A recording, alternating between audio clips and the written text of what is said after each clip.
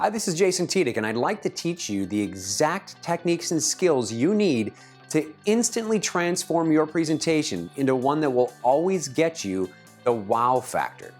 The real secret to an amazing presentation isn't about having some sort of natural talent or charisma that only a select few people can have.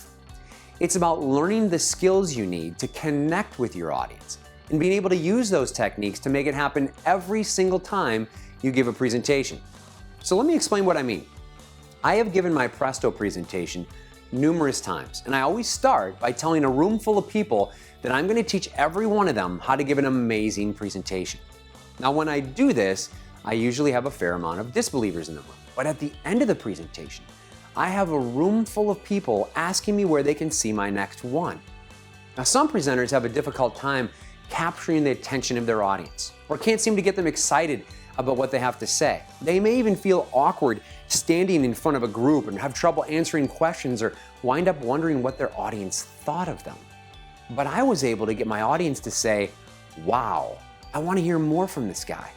The question is, what did I do to get my audience to respond like that? How did I do it? How did I learn these things? You should know that I'm not a naturally confident guy. I wasn't always a good speaker, and I haven't always been able to control my nerves. So what happened? How did I go from being afraid of public speaking to being able to get my audience in the palm of my hand at every presentation? I know you want to be able to give amazing presentations. Everybody does.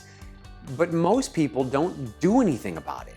They keep fumbling their way through presentations, hoping to stumble their way to success on occasion, but it doesn't happen very often, and they aren't achieving the kind of effect they really wish they could. Many of them give up completely or even decide that the profession they chose just isn't for them. It doesn't need to be like that. You weren't born knowing how to read or write or even how to use a smartphone, but you learned how to do those things when you were taught. Giving a successful presentation is no different. Anyone can learn it if they want to. When I started my professional career, I realized this was a skill I needed, and it drove me crazy that I didn't know how to do it very well. So I spent years reading and watching everything I could find about how the pros do it. And I was disappointed when I discovered that most of what I learned was just wrong because it didn't work for me when I used it. Most people, and even most experts, do the absolute wrong things to engage and impress their audience. That's why I decided to put all my personally tested techniques into a presentation so I can model for you exactly what you should do to give an amazing presentation that will always get you the wow factor.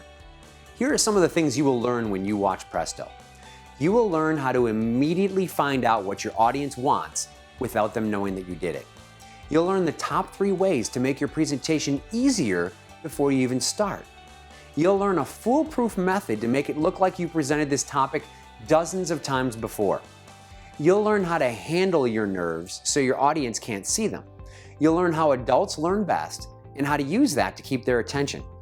You'll learn how to show confidence regardless of your experience or your personality style. You'll learn the secrets to effective body language that the masters use and how you can use them too. You'll learn how to use vocal tone to convince people of what you're saying, how to open well so that your audience knows immediately that they got a good one. And you'll learn the top 10 ways to maximize the effect of your PowerPoint show. You'll learn the best way to give a demo so that it comes to life, wows your audience, and gets them to love you. You'll learn what the presentation's sweet spot is and how you can use it to your advantage.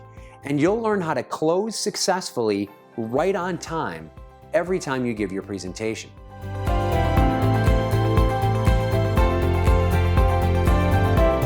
I'd say a presentation like this brought out truly 21 things to think about when you're going through your setup from start to finish to even practicing before and after.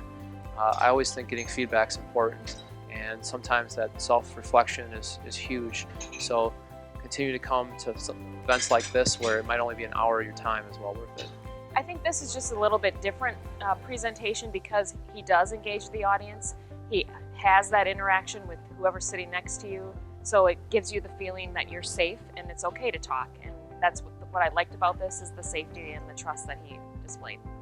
I've worked with many presenters in the past, and Jason really was able to make our group, which is somewhat introverted and quiet, very interactive, and really draw out a lot of personalities and get a lot of questions. So it was very, very well worth our time. I wish, like I said, we only had more time.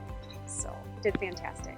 He's by far one of the best presenters that I've seen, thanks to all of the different takeaways and looking at it differently. I have always thought I was a pretty good presenter, but I realize I have a lot to work on.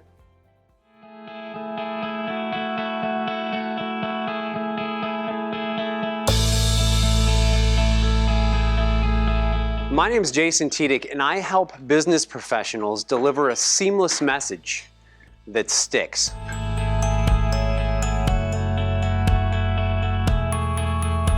The first step to prepare, you all can see this, you want to get your audience to be like this dog, where they're salivating to listen to you.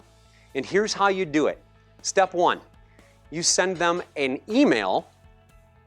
I don't care if you present to them every week. You can send them an email every week, and you say to them in this email, remember, short, please tell me the top 3 things you want to know about X. And X is the name of your presentation. If you knew more about benefits, you guys tell me. If I know more about benefits at a company, am I going to be happier, successful, or more free as an employee there? If you had to pick one. Successful, she said. Why? Write this down. Why? Because that's the number one motivator. Why? Why do you think that is? Just shout them out. Why will I be more successful if I know about benefits? Say again? I'll have more knowledge. And why is more knowledge cool for me to know about benefits? Why do I care about that? I'm not there yet, so keep it coming. More informed decisions. If I can make better informed decisions, why is that cool? Why is that going to make me successful if I can make better informed decisions? Say again? It's going to save me money? Ooh. Hi, my name is Jason Tiedick, and I help employees save money at our organization. What do you think? Is that relevant? You might say, oh, that's not mine, Jason. Then it's probably happiness or freedom, isn't it? I help employees save time trying to figure out how to do X, Y, and Z. You feel this? Happiness, success, and freedom. There's 2 things that go into your speaking. You ready for this? Number 1, your words. Number 2, your tone of voice. Write this percentage down with me. 1882. It's not a year, it's a percentage. What percentage of your message, 18% or 82%, do you think the affect, the feeling of your audience, comes from the words you say? And what percent comes from your tone of voice? 18 or 82? 18 what? Words. And yet what do most people prepare when they're getting ready for their presentations? Their words. That's interesting, but not very compelling. I'm going to show you how to do both today. That to make people laugh, to tell stories, to use humor, and answer questions, it depends on your style. Every single one of you said to me in the tables that you wanted to be able to tell stories to keep people engaged or something like that. All of you should tell stories. Some gurus say, I'm going to show you how to perform up here. Bad move, guru. You're a performer, but they're not all performer. You can't all be a Tony Robbins. Here's how each of these people tell their stories or use humor.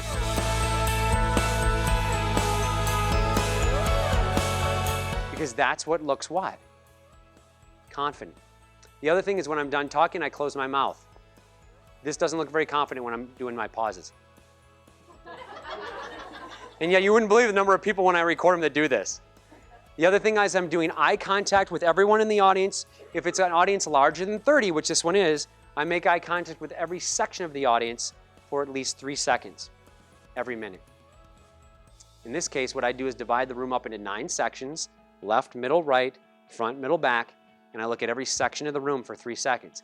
Now, since you're less than 100, I'm not going to stare at a group for 3 seconds. That gets a little creepy. But I am going to look at you for about a half a second, and then I'm going to move on. When your eyes look at their eyes, that makes them feel what? Safe. Many presenters say, Jason, it just feels too awkward for me to look at them all. But it's not about you. It's about them.